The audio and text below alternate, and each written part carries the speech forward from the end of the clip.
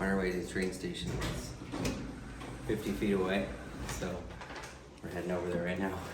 Fastest commute.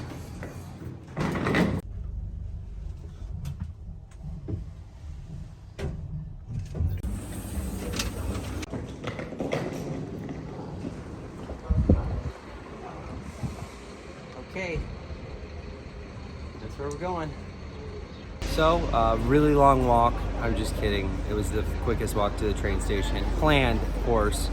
Avis car rental, we rented a car from there, is also here. That was planned, of course, wasn't by accident. For our Saturday morning to be easy, that's what we planned. So we're still waking up. We got one coffee in. But we're here in Tours, and we've got a little bit of a trek to get to where we're gonna go today. It's not a direct path. This is the actually fastest way to get there as well. So we're gonna go from Tours to Gare de Mons. I think I'm saying that right. We've got to switch trains there, and then we're gonna go to Rennes. I'm probably saying that wrong as well. First train's an hour and 20, and the second one's 44. And then from there, from Rennes, we're gonna go to another train to Mont Michel. I think it's Michel. Could be Michael. I don't know. That's interesting. I'll find that out soon. But yeah, 3 trains to our destination. We walked, and then we'll probably take a taxi when we get in. Total trip today, it's gonna be about 5 hours because we have a connecting train. I hope we make our 17-minute connection on our first train. That's the most important one of the day. When riding trains in Europe, and pretty much anywhere, not always will you see your destination on the placard or the map. It almost always puts the end destination there.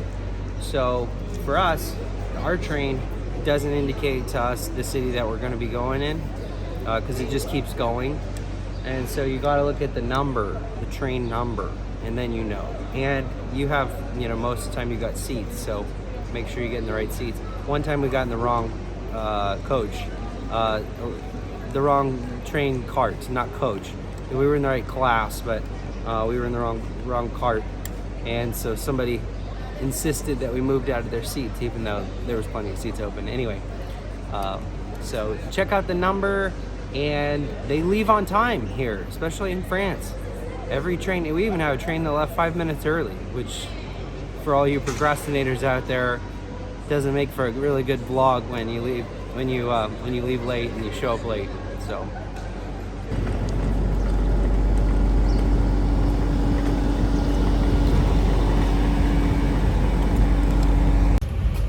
So we are super excited this morning to be carrying on to our next journey.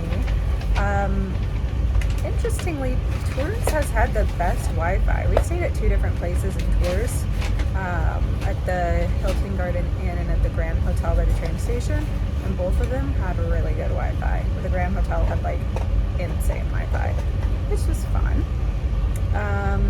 And now we are going to one of arguably the most beautiful attractions here in France, and one of the most photographed. You've probably seen photographs of this place before, even if you don't know where it is or what it's called. So it is rural. It is kind of out there, but it's by the water, so it should be super duper lovely.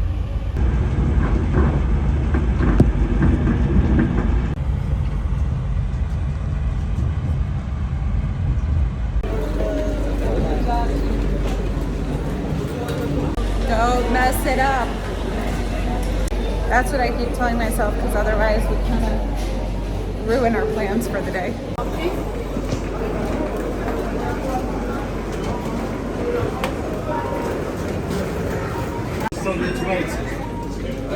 I'm confused. Everything's right here.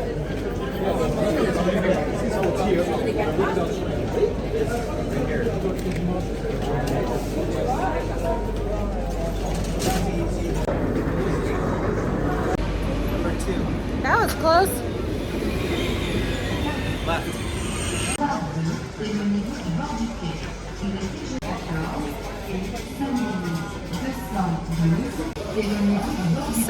they wouldn't let us through the barrier. Our tickets wouldn't scan for some reason. And then they were telling us very, very firmly, you cannot go this way, you cannot pass this way, you cannot go, you don't have a ticket to Paris. I'm like, Paris is platform 3 back there. We're on platform 2, it's the same entry. And then after telling us our ticket didn't work, they realized it did. Okay, so we have a 40-minute ride. 40 minutes. Yes, we made it on, despite all the obstacles. It was very confusing because it's an attached train that pulled up early that has one car going one way and one car going another way, with the first class on opposite ends. So we were trying to go on first class that way, but that was the wrong train because it's going to split. Nobody really said that. We just had to figure it out. So in a couple days we were supposed to be going to Paris, and we just found out they canceled our reservation, which we booked 6 months in advance, because right now Paris is almost all sold out. So all the prices are about 4 times as much as they were when we first booked it. So we called them and they said it's our property, we can do what we want. And we contacted our hotel reservation and they say it's their property, they can do what they want. They said your card was declined. I'm like, I didn't get any notification that it was charged or declined. I didn't get any kind of like anything. Every other time I've used the exact same card through your booking system on all the hotels we've stayed in, including the one today, and it works fine. So it's just crazy because this is the second time it's happened this week. The first at the chateau, we show up and they're like, sorry, you gotta go somewhere else. And now, and after getting like confirmation, your booking is confirmed, we made the payment, everything was fine, and then they're like, sorry, I guess we're full. And now, yeah, I don't know if this is a normal thing in France, but it's kind of crazy. It's happened twice in a row.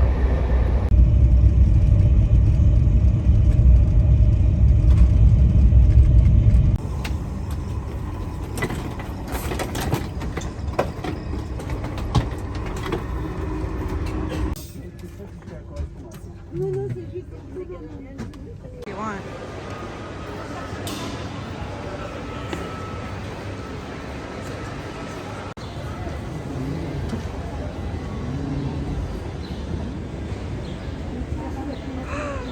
It's exciting. Yay!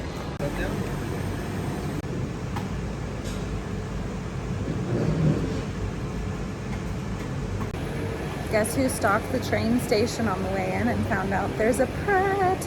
No Starbucks, but I'm totally fine with that because actually I prefer Pret, but it's a lot harder to find usually, so I'm super happy.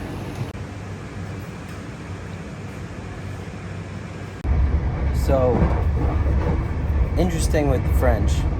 We've had 2 mishaps with hotels at this point. We actually booked them online, guaranteed, and then we show up for the first one, and then they say, sorry, we're full, go somewhere else, we're making a reservation if you want. And it just seems a little shady and a little greedy if you're going to let a booking go through, confirm it, and then people show up and then you don't have room for them. That's questionable. I understand mistakes do happen, but here we are 1 week out from going to Paris, and we get an email saying our hotel is canceled because of our credit card. We have pay upon arrival, so sometimes they try to be shady and they try to hold money on your card early, and that does happen to us sometimes. That wasn't the case this time though. We didn't have any charges. We just got a message saying our card wasn't valid, even though we have pay upon arrival, so it shouldn't be a problem until we arrive, right? So we got the message, they canceled it on their end, not through hotels.com. And then I reached out to hotels.com to confirm, and hotels.com says, have you had any charges? And I said, no. And they said, that's weird. And so there's nothing we can do because they canceled it on their end. And they talked to the person, and the person said that our name was wrong. this is what they told hotels.com. Our name was wrong on the reservation, so they had to cancel it because the name didn't match something. Which is funny because they don't have any information on, everyone who's staying there and who's paying. It's booked on the same card every time for us. So then I called the hotel itself and I said, hey, there's a problem with my reservation. And then he just starts rambling and starts arguing and in French. And I said, do you speak English? And then he said no. And then he started talking to me in English, almost perfect English. And didn't ask me my name, didn't ask me my reservation number, just started arguing with me about Expedia, hotels.com. You're canceled. I talked to them. You're canceled. You need to rebook somewhere else. Your name's wrong. The card's wrong. And then I said, you're just being greedy. Because right now the prices of the rooms are 3 times more. And then he said, what do you want? Why are you on this phone anymore if you've already made up your mind? And I just said, you're just being greedy, making up reasons to cancel our reservation, aren't you? And he said, I'm the owner. I can do what I want. And that was it. And I hung up. It's like, wow. It's sad that we're in a place so beloved in so many ways, so liked in so many ways. And you've got people that are acting shady. And I understand it happens everywhere, but we've had multiple occasions now in France where people are trying to take advantage of the system, cycle out the people that booked early, and see how much money they can make off procrastinators now. It's just questionable. It's sad story. I would like to point out the hotel that did this to us, and I hope we actually walk by so we can meet the owner and talk to him. That'd be really fun. It's Hotel Measly Republique, and I believe it was a 3-star or 4-star. I can't remember. Right now they pull, once it goes to cancel, they kind of pull your information so you can't even see, apart from your original emails, what the details were. They don't want to show you anymore. But I hope we get to meet the owner. We get to swing by, say hi, share a croissant. It'll be interesting. I don't know. But it is sad when people take advantage of the system. We're really relying on a good process and a good system to travel efficiently. And we've had no problems for the most part up until now. And they're not the fault of our own. A cool little thing I learned riding trains in Europe is, you're on your train route, and obviously you get your ticket and it says the end destination most of the time. But I pull up on Google Maps or Google Maps or something, the exact same thing, the route we were going, and then I pick train. So it'll show you the stops, and so you don't have to be anxious and read signs in French or in any other language. You can see exactly where you're at while you're going there. And so I know we've got one more stop, and it brings comfort to my soul. And from here to here, that's where we're going. If you're wondering what the Portisson Mont Saint Michel train station looks like, you check the grass out, and the gravel ratio is about 50-50. There's a wall with a little bit of an old fence rebar, and then you got this thing. So that's when you know you've arrived. No taxis and no Ubers, but thankfully there's a bus waiting for us. So literally everyone who got off the train got on the bus.